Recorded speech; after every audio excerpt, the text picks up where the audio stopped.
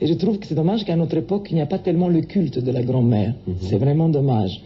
Mais vous ne pensez pas que le culte de la grand-mère, il vient très souvent de l'époque où, à la campagne, les grands-parents vivaient encore avec leurs enfants et souvent petits-enfants? Absolument, c'était la cellule familiale, c'était une hiérarchie. Il y avait la grand-mère, le grand-père, le père, enfin, il y avait toute la hiérarchie de la famille. Enfin, dans tout cela, il y a du bon, bien sûr, il y a du mauvais. Disons que, bon, les gens, ils sont devenus un peu plus autonomes, les jeunes. Mais la cellule familiale, en ce qui me concerne, doit toujours exister, parce que c'est le noyau, c'est le foyer, c'est ce que un être a de plus cher, enfin, c'est sa famille quand même. Et Dalida, Madame Favre vous demande si vous faites plaisir à vos patrons en perdant un petit peu de votre personnalité, ou bien alors vraiment vous interprétez les chansons comme vous l'entendez. Quand je choisis une chanson, je pense toujours que je peux la défendre et que je peux surtout la communiquer à mon public, parce que j'ai toujours choisi les chansons avec mon cœur. Je ne les ai jamais tellement choisies avec ma tête. Et quant à la personnalité, c'est-à-dire si quelqu'un fait plaisir au patron, parfois cela arrive, il est vrai, mais à ce moment-là on a tort. Parce qu'il faut toujours être soi-même, et c'est seulement en étant soi-même qu'on peut donner. Parce qu'on ne peut pas donner, c'est quelque chose qu'on n'a pas. Oui. Il est difficile dans votre métier, disons, de truquer. Ça va un moment, mais ça ne dure pas. On ne peut pas truquer, c'est pas possible, parce que... vous savez, on dit parfois, bon, cette personne-là, cet artiste-là, s'il n'y avait pas quelqu'un derrière elle, ne sert à rien, tout ça. Non, ça, je pense que c'est faux, parce que toute réussite, dans n'importe quel domaine, il y a toujours une étoffe, il y a toujours quelque chose à la base. On ne peut pas faire de n'importe quoi quelque chose, c'est faux. Ou alors, oui, il se peut qu'avec des grands coups de publicité, mais ça dure quoi, un mois, 2 mois, 1 an maximum, mais après ça s'écroule tout seul. Ça ne tient pas debout. Maintenant, Dalida, Madame Favre vous dit que c'est merveilleux pour un artiste de faire plaisir à un public étendu qui ne demande souvent qu'un peu de rêve. Et je crois que dans la chanson, et dans la chanson que vous interprétez, le public retrouve également un petit peu une concrétisation de ses rêves, non? Mais c'est exact, et Madame Favre, elle a tout à fait raison, et je suis ravi de faire partie de ces gens qui font un peu rêver. Parce que, par exemple, il y a quelques jours, je disais, qu'est-ce que c'est la différence entre un comédien et une chanteuse? Comme même nous, les chanteurs, les chanteuses, on est beaucoup plus près du public que les comédiens de théâtre et de cinéma. Parce qu'au fond, une pièce, les gens, ils ne peuvent pas l'acheter, tandis qu'un disque, on l'achète, on l'amène chez soi. Et on l'écoute à n'importe quelle heure de la journée. C'est un peu comme un livre. Un livre aussi, c'est merveilleux, on l'achète, il nous appartient, on l'ouvre, on le lit.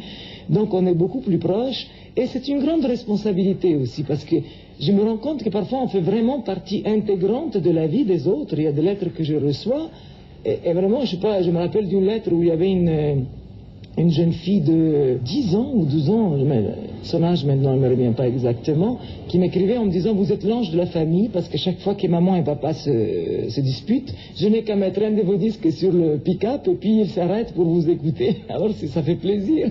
Maintenant, les rêves... En ce qui me concerne, je trouve que les rêves, les meilleurs rêves, sont ceux qui peuvent devenir réalité.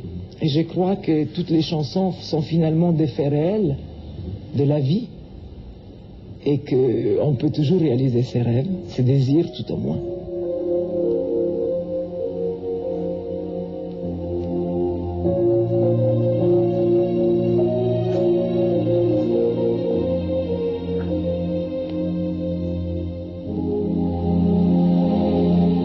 Dalida, je ne vous apprendrai rien en vous disant que dans le courrier, une des chansons qui inspire le plus nos auditeurs, c'est votre célèbre Gigi l'amoroso. Tenez, par exemple, une des nombreuses lettres de personnes qui aiment beaucoup cette chanson a été écrite par Madame Marguerite Vaucher à Vaudrans, qui vous dit, Dalida, il n'est pas du tout présomptueux de dire que vous êtes la chanteuse admirée et aimée du public. Ce qui frappe surtout, c'est votre assurance sur scène, l'intonation très spéciale de votre voix et, pourquoi ne pas le dire, une façon de rouler les airs qui fait votre charme particulier. Pour ma part, vous dit toujours Madame Vaucher, je vous dirais qu'il y a des mélodies qui ont fait votre réputation de chanteuse de music-hall, mais vous atteignez le summum de votre gloire, pourrait-on dire, lorsque vous interprétez avec un pep incomparable et une expression corporelle parfaite, Gigi l'amoroso, l'on sent que vous vivez ce que vous chantez. Mais, Dalida, attendez, il y a également Monsieur Gabriel Castillo, qui habite Port-Rouge à Neuchâtel, qui lui dit toute autre chose. Il vous dit, cher Dalida, j'aime en général vos chansons, mais puisque la radio m'en donne la possibilité, je voudrais vous dire qu'il y en a une que je déteste, c'est Gigi Lamoroso. Elle m'agace et je coupe la radio chaque fois que je l'entends. Et vous, l'aimez-vous cette chanson? J'imagine que oui, puisque vous l'avez enregistrée, à moins que votre directeur vous ait obligé de la chanter. Ne m'en voulez pas si je vous dis les choses comme je les sens, mais vraiment, Dalida. Gigi, non. Eh bien, écoutez, moi, je trouve que M. Castillo a beaucoup de courage. J'adore les gens qui ont la liberté d'opinion. C'est son opinion, je peux comprendre ça très très bien. Mais je réponds à sa petite lettre, c'est-à-dire que c'est pas du tout ma maison de disques, c'est pas du tout mes patrons. D'ailleurs, moi, je suis ma propre patronne, c'est moi qui me produit. Donc, c'est à moi si je suis coupable ou pas. Je fais ma propre production, aidé par mon frère, c'est lui mon directeur artistique. Et puis, donc cette chanson, je dois dire que moi, par contre, je l'aime. D'ailleurs, il dit, si vous la chantez, donc vous l'aimez, c'est tout à fait, vous l'aimez, donc c'est tout à fait exact, Monsieur Castillo.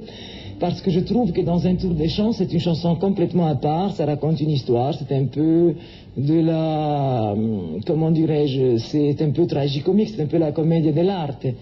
C'est tout ce qui se passe dans le sud de l'Italie.